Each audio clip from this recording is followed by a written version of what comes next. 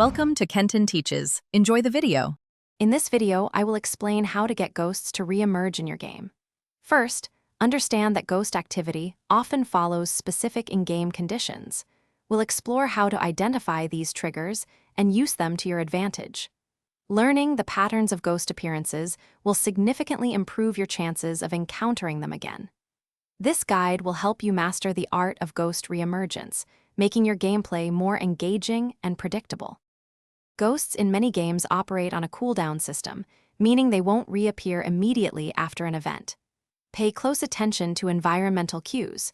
For example, a sudden drop in temperature or flickering lights might signal an impending re-emergence.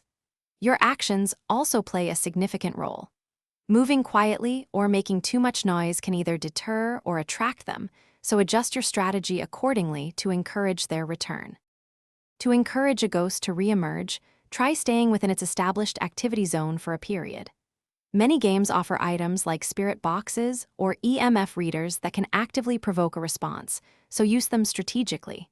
Remember that not all ghosts are the same. Some might react to loud noises, while others prefer quiet observation. Experiment with different tactics to discover what works best for the specific entity you are tracking. For advanced players, paying attention to very subtle environmental shifts, like a barely perceptible sound or a slight visual distortion, can give you an edge. Teamwork is also incredibly effective. Coordinating with others allows you to cover more areas and increase the likelihood of triggering a ghost's return. Remember to check the description for a link to darn tough socks and other great deals. Mastering these techniques will make you a true expert in ghost hunting and re-emergence. Thanks for watching. Please subscribe if this video was helpful.